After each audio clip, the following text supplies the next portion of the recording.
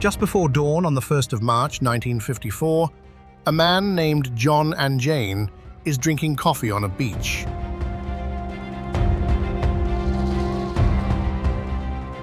He is 32 years old.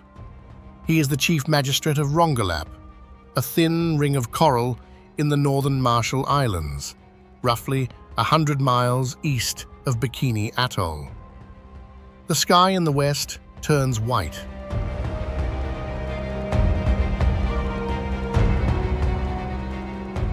And Jane will describe it afterwards as a second sun, rising on the wrong side of the ocean. The light holds, then it bleeds to red.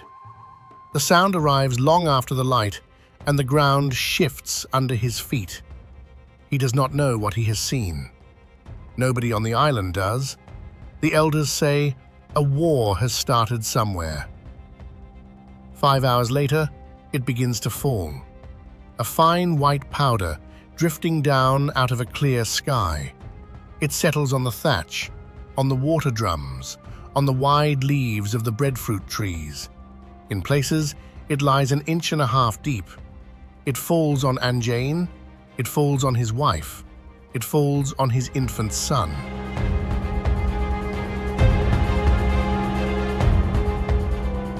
The children of Rongelap have never seen snow. They play in it. Some of them eat it. 82 people are living on that island. Nobody warns them. Nobody comes. By evening, their skin has begun to burn. Hair comes out in handfuls. The vomiting starts. The evacuation reaches Rongelap 2 days later. The device was called Castle Bravo, 15 megatons, 2.5 times what its own designers had predicted, and roughly 1,000 times the weapon that destroyed Hiroshima. It vaporized 3 islands. It cut a crater into the reef 2 kilometers across.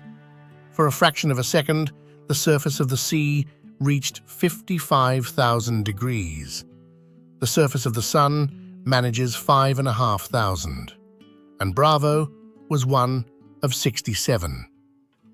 70 years on, the people of these islands are being asked to leave again, not by a government this time, by the water. And this time, the answer is different.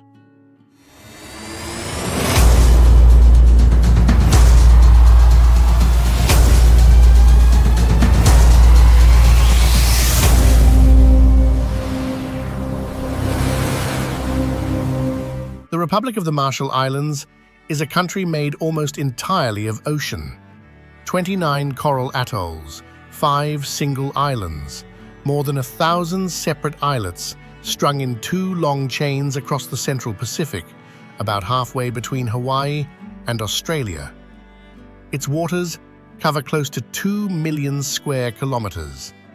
Its land covers 181. That is the entire country. 181 square kilometers, less than the footprint of a mid-sized city, scattered as a fine dust of coral across an ocean the size of Mexico. And almost none of it stands more than 2 meters above the sea. The National Plan for Surviving the Next Century has one phrase at the center of it: moving to higher ground. In most countries, that phrase is a direction. You walk inland, you climb. Here, it is a construction project. There is no inland. The highest natural point in the whole republic is about 10 meters, on an atoll where almost nobody lives. The capital sits at 2. So the plan is not to find higher ground. The plan is to make it. Majuro is where roughly half the population lives. From the air, it reads as a single brushstroke, a pale curve of land 40 kilometers around, enclosing a lagoon of nearly 300 square kilometers. The lagoon is more than 30 times the size of the land that holds it. 57 islets make up the atoll. Where Causeway and Phil have joined them, the capital runs as one continuous road, sometimes 100 meters wide, often less. You can stand on the ocean shore of Majuro and see the lagoon behind you. Walking from one side of your country to the other takes about 4 minutes.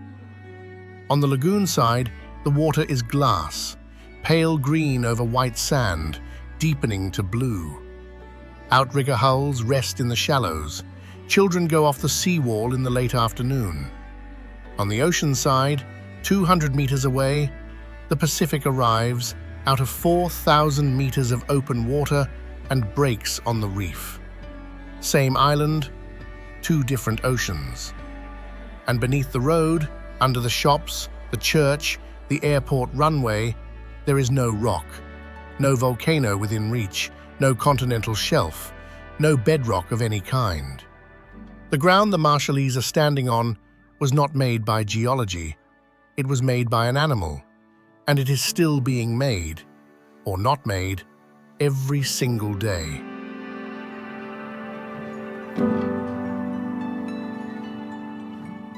Above the lagoon, almost always, there is a frigate bird, 2 meters of wingspan, carrying barely more than a kilogram of body. It has the greatest wing area for its weight of any bird alive. It also cannot land on water. Its feathers are not waterproof, and a soaked frigate bird drowns. So it stays up. Tracking studies have followed individual birds aloft for 2 months without touching down, sleeping in bursts of a few seconds while riding thermals. It feeds by lifting flying fish off the surface without stopping, and by harassing boobies and terns in mid-air until they let go of what they have caught. The Marshallese noticed something else about it. Frigate birds roost on land. They go out in the morning and return at dusk, and they rarely range much beyond 100 kilometers from the island where they sleep.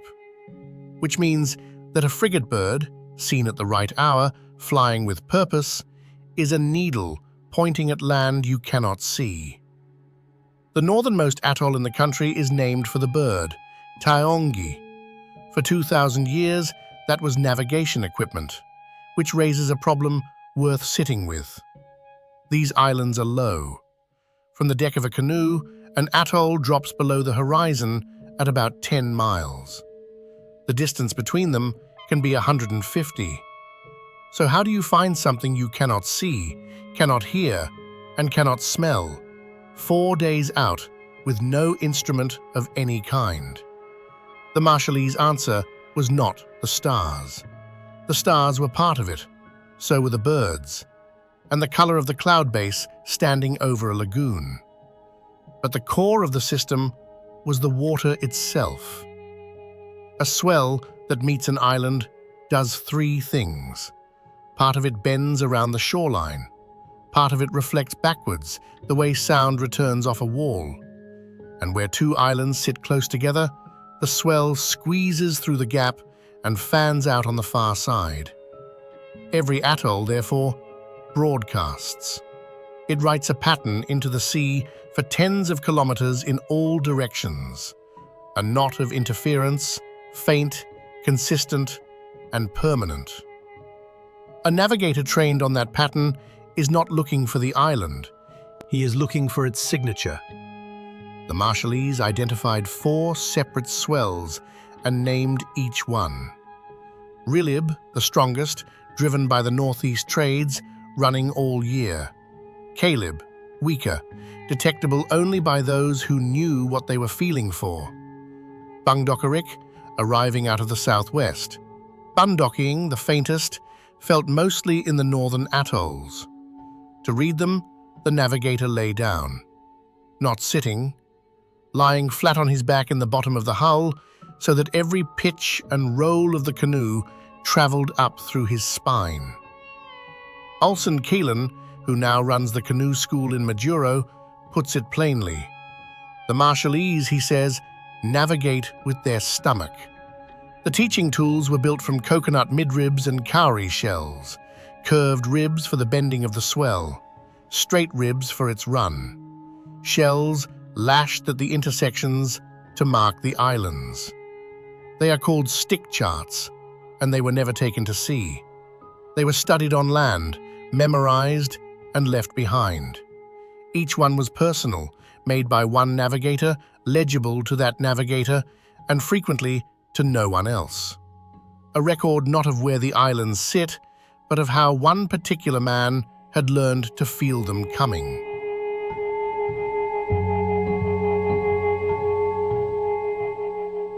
By the middle of the 20th century, the practice was almost gone. Colonial administrations restricted voyaging between atolls. Copra contracts kept men ashore. Engines arrived and printed charts, and then the testing began in the north, and the atolls that had trained navigators for centuries were emptied of people. When the last widely acknowledged navigator died in 2003, the knowledge passed to a single man, a cargo ship captain named Corrent Joel. He had learned to read the water as a boy on the reef at Rongelap. To understand how a nation of navigators ended up with no say over its own islands, you have to follow a single crop: copra, dried coconut flesh pressed for oil. In the 19th century, coconut oil lit European lamps, softened European soap, and greased European machinery. And the Marshall Islands, which could grow almost nothing else, could grow coconuts without effort. Traders arrived in the 1850s. Missionaries reached Ebon, the southernmost atoll, in 1857. Germany established a coaling station at Jaluit, and in 1885 declared a protectorate over the whole archipelago. Jaluit was the obvious choice. 91 islands around a deep lagoon, well placed for shipping. Its name in Marshallese means facing beauty. For 60 years, it was the seat of somebody else's government.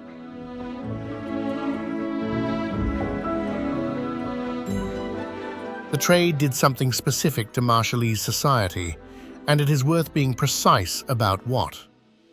Land here has never been owned the way land is owned elsewhere.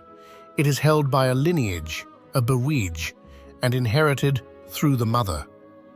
A chief, an Iroij, holds authority over it. A clan head, an Alap, manages it. The workers of the land hold rights of their own that cannot simply be revoked. Land is not a commodity. It is the physical proof of who your mother was. The copra trade cut across all of that. Europeans needed one signature per atoll, so they dealt with the chiefs and paid the chiefs, and the chiefs' authority hardened into something closer to ownership than it had ever been. Then, Germany lost the First World War.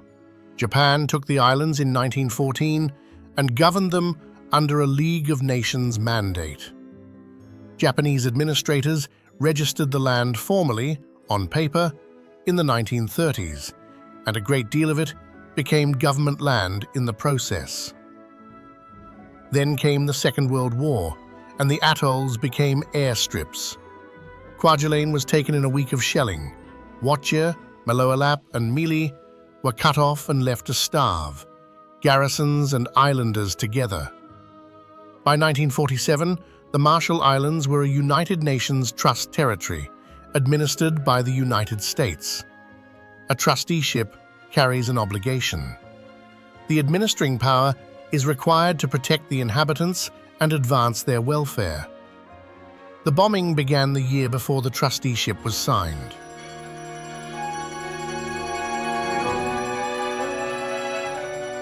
February 1946. A United States Navy Commodore named Ben Wyatt travels to Bikini Atoll. The people of Bikini are assembled after church. Wyatt asks whether they would be willing to leave their islands temporarily so that the United States can test atomic weapons for the good of mankind and to end all world wars. There are 167 of them. They agree. They dismantle the church and the community house and take them along. They are moved to Rongerik Atoll, 125 miles east. Rongerik is a third the size of Bikini. Its fish carry a toxin. Marshallese tradition held that the atoll was haunted and no one had ever settled it permanently because no one could. Within 2 years, the Bikinians are starving. A United States medical officer who visits in 1948 finds them severely malnourished. They are moved to Kwajalein, then to Kili, a single island in the south with no lagoon and no anchorage, where the surf blocks landing for months at a time. A people who had lived by sailing a lagoon are given an island that has none. The name Kili in Marshallese means closed. Between 1946 and 1958, the United States detonated 67 nuclear weapons at Bikini and Enewetak. The combined yield works out to the equivalent of more than one Hiroshima every day for 12 years. 23 of those tests were at Bikini. Bravo, on the 1st of March 1954, was the largest weapon the United States has ever detonated. And its fallout was not an accident of weather alone. The yield came in at 2.5 times the prediction, and the cloud went far further east than the forecast allowed for.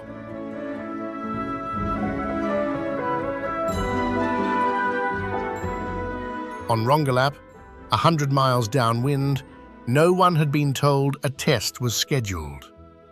Lijon Eknelang was 8 years old that morning. She remembered the flash and the ground moving and the powder that came afterwards. She remembered the children playing in it. She spent the rest of her life describing the results to anyone who would listen. Thyroid tumors, cancers, stillbirths, and infants born without bones and with skin you could see through. She could not have children. The Rongelap people were evacuated on the 3rd of March, 44 hours after the detonation. They were taken to Kwajalein and examined. They were also enrolled, without being told, in a research program. Its designation was Project 4.1. Its stated purpose was the study of human beings exposed to significant radiation from the fallout of high-yield weapons. In 1957, they were returned to Rongelap. The island had not been cleaned. The stated reason for the return, recorded at the time, included the value of the data that would come from observing people living in a contaminated environment. The record of that discussion contains a sentence that has never needed interpretation, that while these people do not live the way civilized people do, they are nevertheless more like us than the mice. The Rongelapese lived there for 28 more years. In 1985, having asked repeatedly for help and been refused, they organized their own evacuation. A Greenpeace vessel carried them, their houses and their building materials, to Majato, an islet on Kwajalein Atoll, over several trips. They have not gone home. Bikini today is empty of people, and it is not empty. Walk the interior of the island at night, and you will meet coconut crabs, the largest land invertebrate on Earth. 1 meter across the legs, 4 kilograms, claws that generate more force relative to body size than almost any animal measured. They are hermit crabs that abandoned the shell. As adults, they lose the ability to swim, and they will drown if held under. They climb palms, cut down the nuts, and crack them open on the ground below.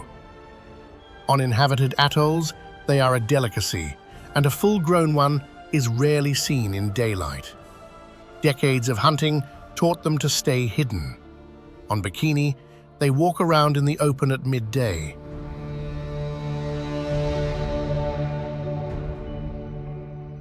Their coconuts draw cesium from the groundwater, which means that everything the crabs eat is contaminated and has been for 70 years. Researchers who have examined them find no obvious ill effect. The crabs are large, abundant, and apparently healthy, which is one of the more uncomfortable results in the literature, because it is not yet clear whether that reflects resilience or simply that nobody has looked in the right place. What is clear is the reason they are thriving. They are thriving because the people are gone.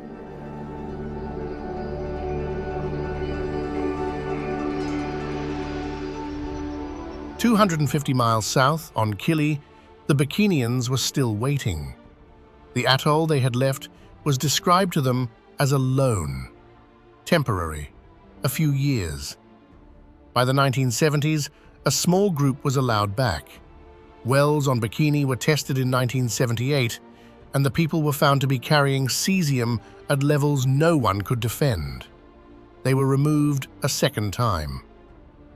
Kili has no lagoon. Supply ships cannot approach for several months of the year. Food arrives when it arrives in tins. Tomaki Judah, who was a child in 1946 and later led his community, described it in a single sentence: that they had left Bikini and wandered the ocean for 32 years and would never return to their promised land. It is tempting to hear that as an ending. It is more useful to hear it as a data point.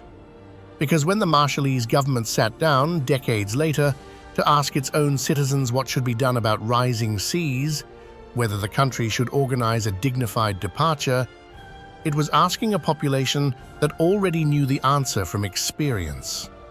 Relocation had been tried here. It had been called temporary. Far to the north, past Rongelap, past Bikini, sit two atolls that nobody has ever managed to live on: Bikar and Bokak. Too dry for reliable rainwater, too small, too far from anything. In 2023, a research expedition put more than 400 dives into those waters and came back with a description that has since been repeated in every account of the place. Diving there, the expedition leader said, is like diving in the ocean of 1,000 years ago. Reef sharks in numbers that no longer occur anywhere with a village on it. Bumphead parrotfish, Napoleon wrasse, giant clams, a green turtle nesting colony of real size. Seabird islets including the bristle-thighed curlew, a bird that flies here from Alaska. So the country that absorbed 67 nuclear detonations also holds some of the least damaged coral reef left in the Pacific. Both things are true, and they are true for the same reason. Nobody could live there.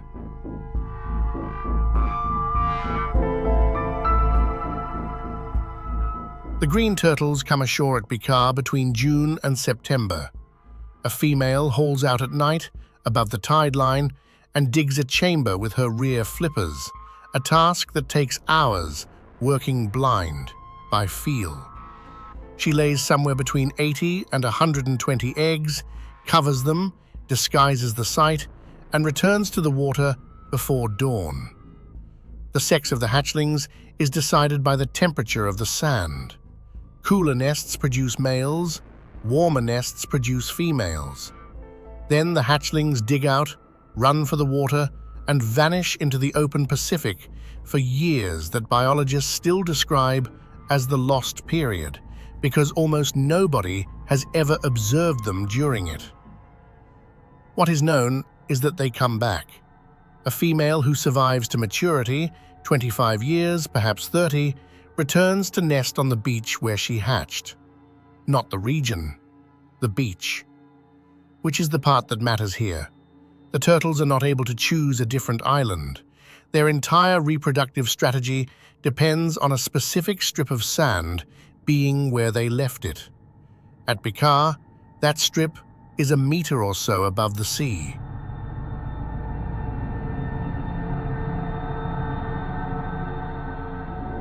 Kwajalein Atoll encloses the largest lagoon on Earth. 97 islets, around 2,000 square kilometers of protected water, a natural harbor big enough to hold a fleet in the middle of the deepest ocean on the planet. That geography has never been a neutral fact. The Japanese built a headquarters here, the Americans took it in 1944, and when the missile age arrived, the United States looked at a 2,000 square kilometer target basin, 4,000 miles from California and surrounded by nothing, and recognized what it had. Today, Kwajalein hosts the Ronald Reagan Ballistic Missile Defense Test Site. Warheads launched from Vandenberg in California cross the Pacific and come down inside this lagoon.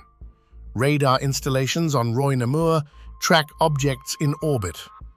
One of 4 ground antennas that keep the global positioning system running is here, which means that a portion of every satellite navigation fix on Earth is calculated from an atoll where for 2,000 years people navigated by lying down in a canoe. 11 of the atoll's islands are leased to the United States. The current agreement runs to 2066, with an option through 2086. Kwajalein Island itself has around 1,200 residents, American schools, a golf course, reliable power, and clean water. Marshallese employees do not live there. They live on Ebeye, 5 kilometers north. Ebeye is about 32 hectares, roughly 80 acres. Somewhere near 10,000 people live on it, which makes it one of the most densely populated pieces of land in the Pacific. The density was manufactured, and the sequence is easy to trace. The base needed a workforce. The base could not house that workforce. Marshallese from across the atoll were consolidated onto one small island.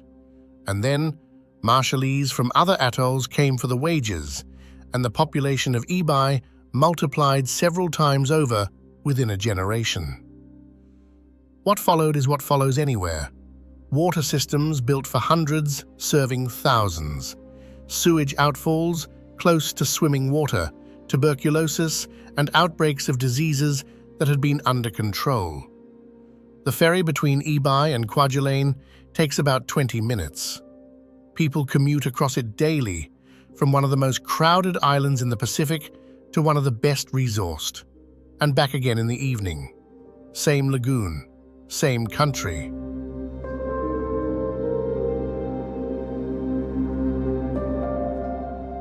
On the 19th of June, 1982, they stopped commuting. Somewhere between 800 and 1,000 Kwajalein landowners sailed out of Ebeye and did not come back that evening.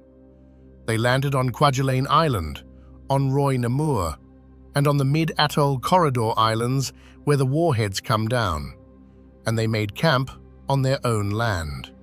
They called it Operation Homecoming. The trigger was the treaty then being negotiated. Independence was arriving, and the terms carried a 50-year lease of Kwajalein and nothing whatever about conditions on Ebeye. The landowners had noticed the shape of it: sovereignty for the country, continuity for the base. About 15 people were arrested in the first days. It changed nothing. More families sailed out. The camps held through the summer, under harassment, injunctions, and the threat of prosecution, with correspondents from the New York Times and the Wall Street Journal now filing from the atoll. 4 months in, the Pentagon reopened talks. The lease came down from 50 years to 30. A capital improvement fund was created. 6 islands were handed back. It was not what the landowners had asked for. They had asked to go home. But it settled something that matters for everything that follows. Refusing to move in sufficient numbers for long enough had produced a result.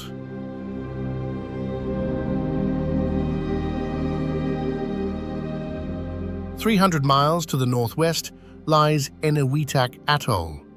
Its name in Marshallese means the island that moves. 43 of the 67 detonations happened here. The people had been removed in 1947 and taken to Ujalang, a small atoll to the southwest, where they remained for 33 years. When the testing ended, the United States undertook a cleanup. Between 1977 and 1980, around 4,000 servicemen scraped contaminated soil from island after island and carried it to a single place. Robert Celestial was one of them.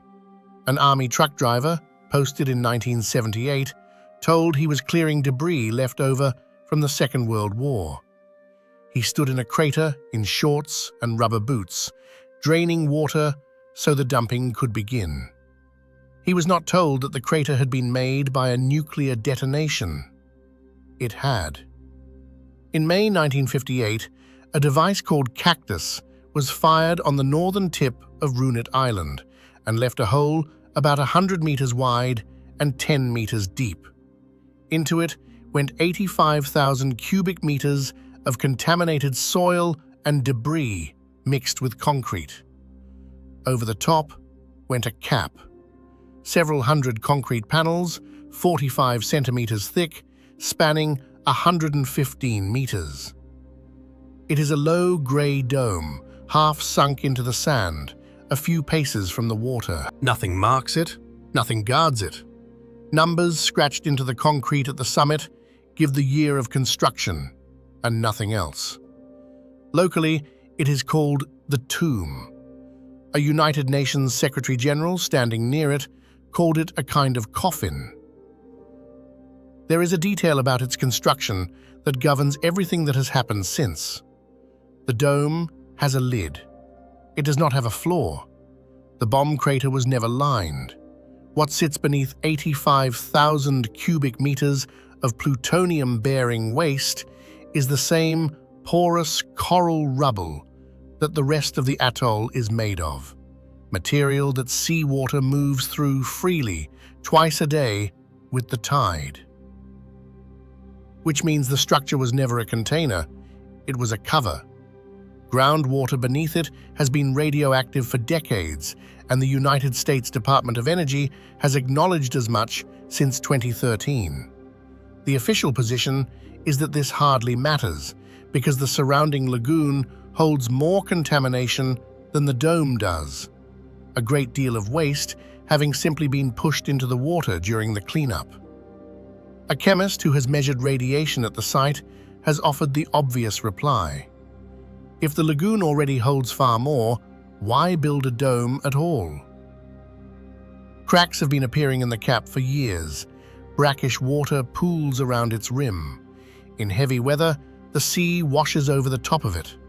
Since the concrete was poured, the water around Eniwetok has risen roughly 18 centimeters, and the rate is increasing. The plutonium inside has a half-life of 24,100 years. The dome was built to last a few decades. It was not engineered against sea level rise, it was engineered against cost. And in 1986, when the Marshall Islands became an independent country, the legal position of the United States was that the waste now sat on Marshallese land.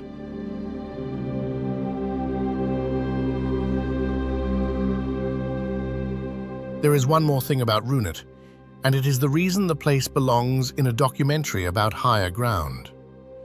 Eniwetok is an atoll. It is flat like all of them, a meter or two above the sea. The highest point on Eniwetok Atoll is the dome. 3 meters of concrete lid over a bomb crater standing above every natural surface for kilometers in any direction. In a country whose entire national strategy is the manufacture of higher ground, the highest ground that has ever been built here is the one place no Marshallese may ever stand. It is worth pausing on what the rest of the world took from all of this. 4 days after the first bikini test in 1946, a French designer put a 2-piece swimsuit on a Paris runway and named it after the atoll, reasoning explicitly that the garment would have the same effect on the public as the explosion. The name stuck. It is now among the most recognized words in any language. In Marshallese, bikini means the surface of coconuts.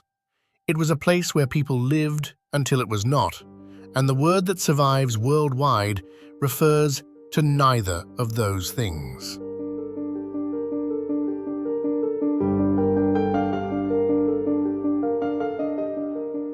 Away from all of this, the country carries on.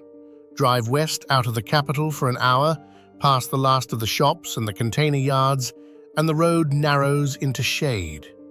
This is Laura, the western end of Majuro Atoll, and the only part of it that reads as an island rather than a strip of fill. It is also the highest ground on the atoll at 3 meters, which is precisely why it is the only part of Majuro with a freshwater lens thick enough to farm. The taro pits are here, dug down to the water table. Breadfruit, pandanus, and banana grow between the houses. Families come out from Delap and Uliga on Sundays for picnics on the sand and go home with fruit. 3 meters of elevation is the difference between a suburb and a food supply.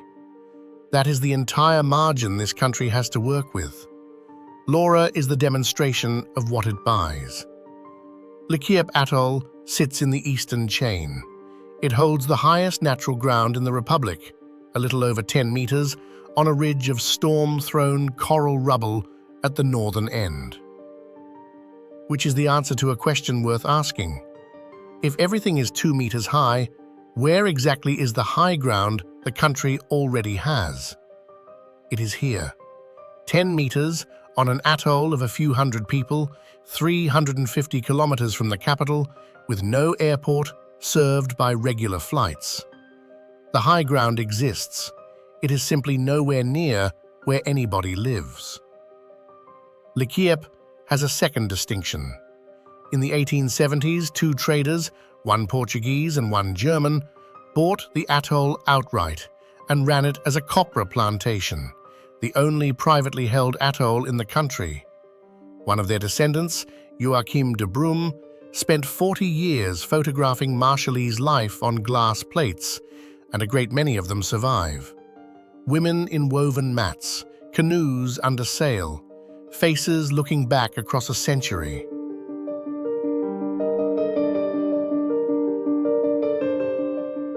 Those mats were jarkied, fine pandanus weaving, worn as clothing, given at the great moments of a life, a marriage, a death, the kamem that marks a child's first birthday. The practice nearly disappeared after the Second World War, when imported cloth arrived and the last skilled weavers grew old. Most surviving historic jarkied sit in museums outside the country. In 2006, photographs of those museum pieces were brought back to Majuro and shown to Marshallese women, many of whom had never seen the work their great-grandmothers produced. Weaving programs followed. A 21-day workshop in 2017 put weavers of several generations in one room until the motifs had been passed on. The knowledge was not recovered from books. It was recovered from photographs of stolen objects and from a handful of women who still remembered. Beyond Lekiep, the country continues in every direction. Arno, an hour by boat from the capital, folds 3 lagoons inside 13 square kilometers of land. Jaluit is a wetland of international importance, 91 islands around a lagoon that once held a German administrative capital. Namdrik grows black pearls. Mejit, one of the 5 single islands, has no lagoon at all and grows some of the best pandanus in the archipelago. Ibon sits furthest south, where the missionaries first landed. Ailuk and Or are where navigators still take trainees out to field a swell. Uterik took fallout in 1954, and its people returned within months. Ailinginai was evacuated and never resettled. Rongerik, where the Bikinians starved, has been empty ever since. And 1,000 miles north sits Wake Island, which the Marshallese call Enen Kio, the island of the orange flower, and claim and do not hold.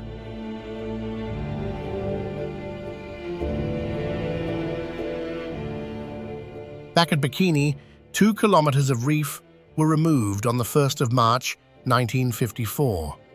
One researcher calculated the missing volume and put it at the equivalent of more than 200 Empire State Buildings thrown into the sky. Divers reached the floor of the Bravo crater in 2008. They were expecting something like a moonscape. They found coral. Porites colonies 8 meters tall, with trunks a foot thick, growing inside the hole made by the largest weapon the United States ever built. fish in numbers, grey reef sharks and blacktips patrolling the rim. Some of that coral appears to have taken hold within about a decade of the blast. Not everything came back. Surveys have found coral species that were recorded at Bikini before the tests and cannot be found there now, locally extinct in a lagoon that looks abundant. And the recovery has an uncomfortable explanation attached to it.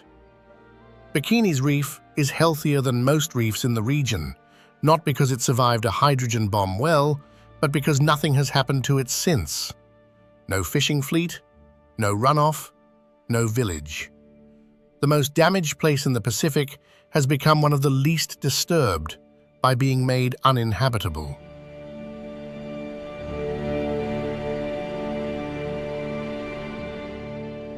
Which brings the story back to the ground itself, and to the way an atoll actually drowns. It is not the way most people picture it. Begin with how the land was made. An atoll is the headstone of a volcano. A seamount rises from the ocean floor and breaks the surface. Coral colonizes its edges. Over millions of years, the volcano cools, contracts, and sinks, and the coral, which needs sunlight, keeps building upward at roughly the rate the mountain goes down. Eventually, the volcano is gone entirely, a kilometre or more beneath the waves. What is left on the surface is the ring the coral built around it, and a lagoon where the peak used to be. Every square metre of the Marshall Islands was manufactured by an animal. The reef is not a feature of the country. The reef is the country, and the beaches are its wreckage. Coral broken by storms, ground down by parrotfish, thrown up by waves into low banks that eventually grew trees. Which is why the drowning does not look like a wave washing over a wall. Under every inhabited island sits a lens of fresh water. Rain soaks through the coral sand. Fresh water is lighter than salt, so it floats. A shallow dome of drinkable water sitting on top of seawater, thickest at the middle of the island, thinning to nothing at the shore. The lens is the reason anyone can live here. It waters the taro pits. It feeds the breadfruit. Raise the sea, and the salt rises with it. The lens thins from below and is invaded from the sides. Salt reaches the root zone of the taro first, because taro is grown in dug pits close to the water table. The pits go sour. Then the breadfruit begins to fail, tree by tree, over years.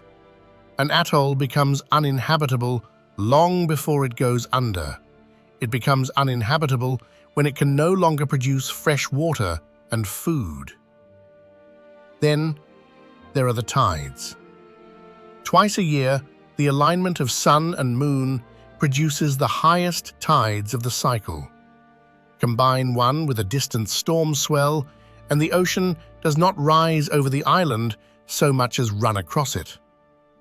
In December 2021, a high tide event pushed sand and debris over the only road connecting Majuro to its airport. In January 2024, a swell flooded homes on Kwajalein and Arno without a cyclone anywhere nearby. There was no disaster. That is the point. There was a tide and a road closed, and the country was reminded that it has one road.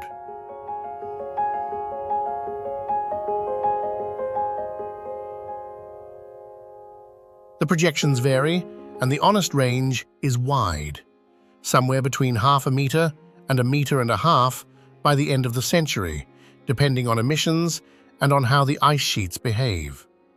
At the upper end, most of the Marshall Islands stops being habitable well before 2100, which is the question the government put to its own people, not as a hypothetical, as a policy consultation.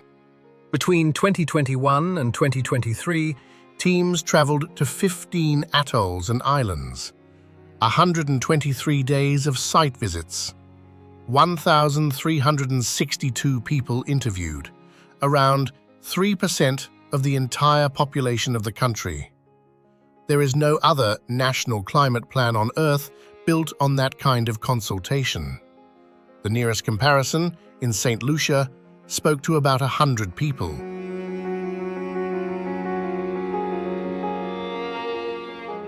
They asked what adaptation should look like. They asked about water and food and health and work. And they asked whether the answer might be to leave. More than 99% said no. Not 99% said it would be difficult. 99% rejected migration as a plan.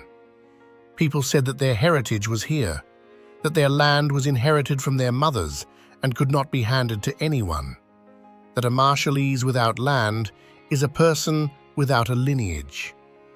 Some said they would rather remain in their homes, even if it meant living in water.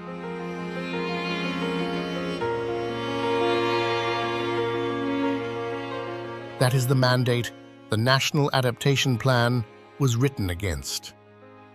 The Cabinet adopted it in October 2023. It was presented to the world at the climate conference in Dubai that December.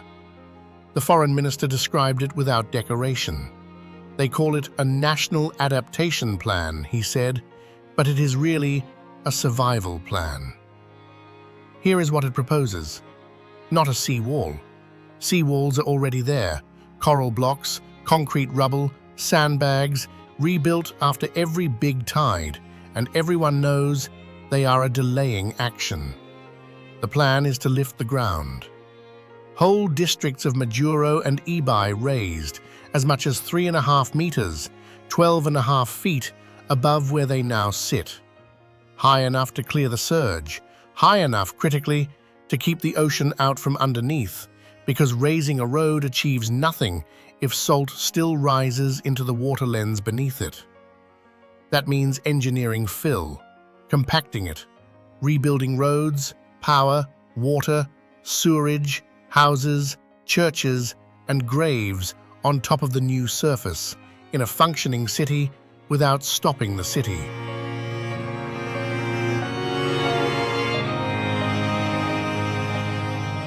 And where the existing islands cannot be lifted, the plan calls for new land. Dredged from the lagoon floor, shaped and stabilized into an island that was not there before. The figure in the plan for a new landmass housing 10,000 people is about 3.5 square kilometers, a piece of ground larger than Central Park, built from scratch in the open Pacific. It has been done. The Maldives dredged an island called Hulhumale in the early 2000s, and more than 50,000 people live on it today. The difference is distance. Every crane, every barge, every engineer, and every ton of cement that Hulhumale needed arrived from somewhere nearby. Majuro is 2,000 miles from Honolulu and further from anywhere else. Then there is the material.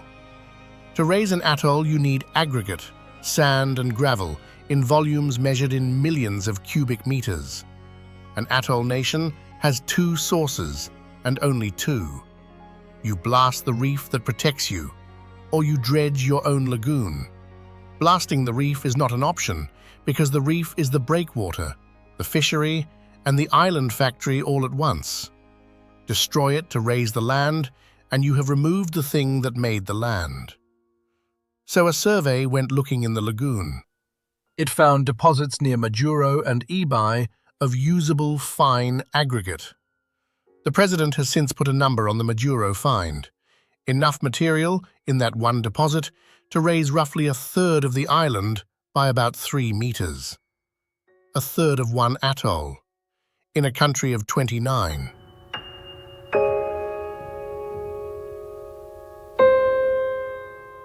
Which raises the question of what this country actually earns. Two things mostly. Neither of them happens on land. The first is tuna. The Marshallese Exclusive Economic Zone covers around 2 million square kilometers of some of the richest skipjack and yellowfin water on Earth. The country has no fleet capable of taking it. so it sells access. Fishing days, allocated to foreign vessels under a regional scheme that caps the total number of days available and lets the price climb. One of the few arrangements anywhere in which very small states have successfully squeezed a global industry. The second is a flag. The Marshall Islands operates one of the largest ship registries in the world. Tens of thousands of vessels that have never come within 3,000 miles of Majuro fly its colors and pay for the privilege. A nation with 181 square kilometers of land has built an economy out of water and paperwork. It still comes to somewhere around $250 million a year. And then the cost. The plan prices the full program at around $35 billion. $35 billion is more than a century of national output. Divided among the people who live here now, it works out at about $800,000 for every citizen. Infant, elder, everyone.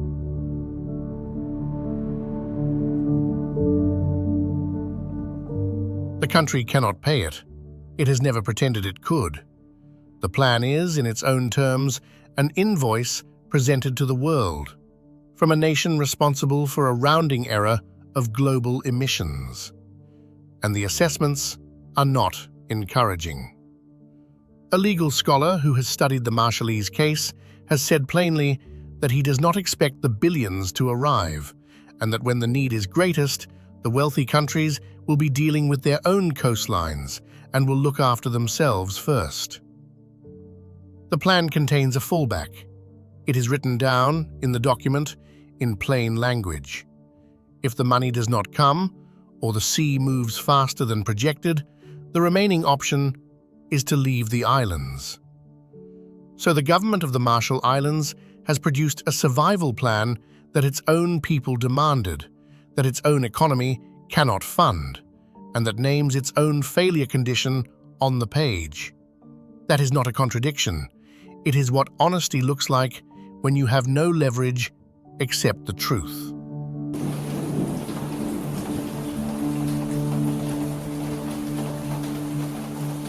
Work has started anyway. An 11.5 million gallon reservoir was completed in Majuro in 2025, adding 30% to a capital that draws about 95% of its water off a runway in the rain. Coastal protection is going in at Ebeye.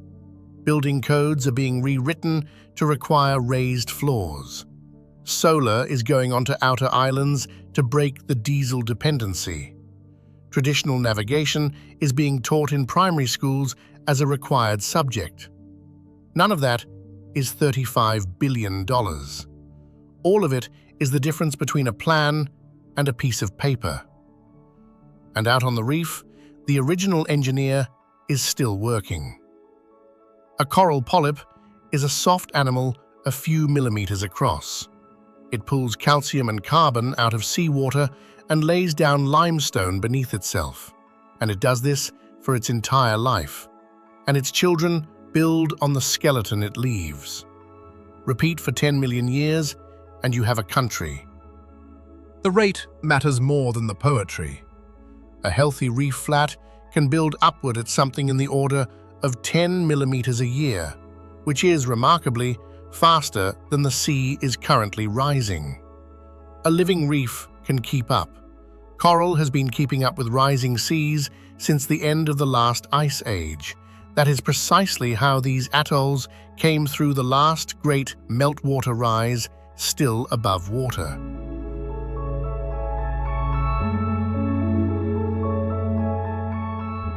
But it cannot do it while bleaching. Warm water expels the algae that feed the polyp. Acidifying water makes the limestone harder to lay down. A reef under both stresses does not build, it erodes.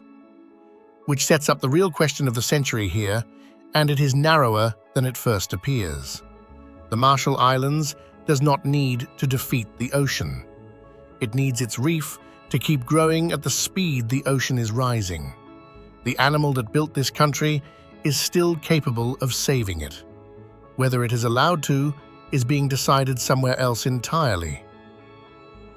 Corrent Joel, the cargo ship captain who had learned to read the swell as a boy at Rongelap, went to sea with researchers in 2006.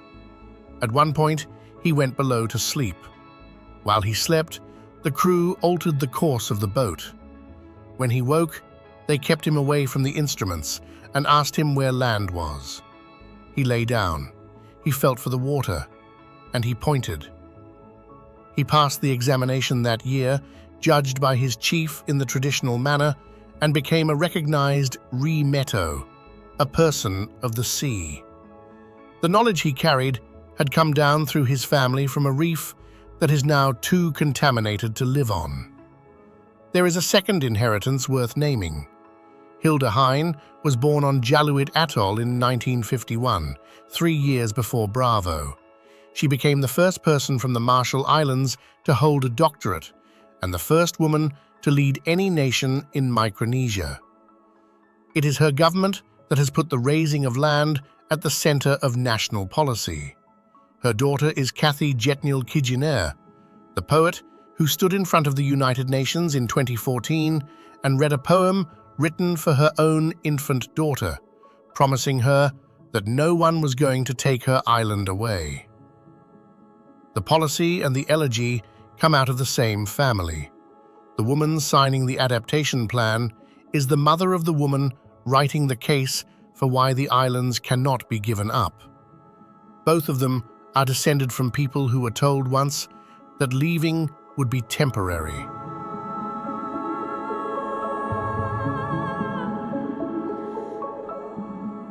Nobody knows how this ends. The plan exists. The consultation was real. The engineering is possible.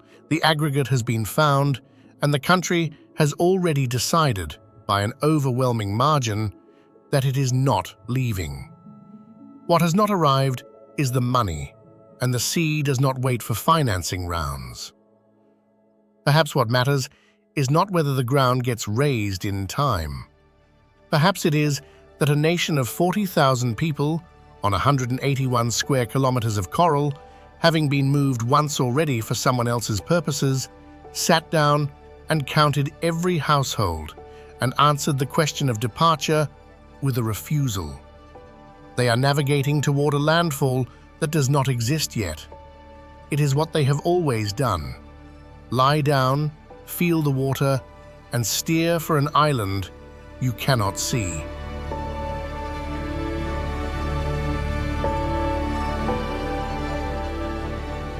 Thanks for watching, and until the next journey.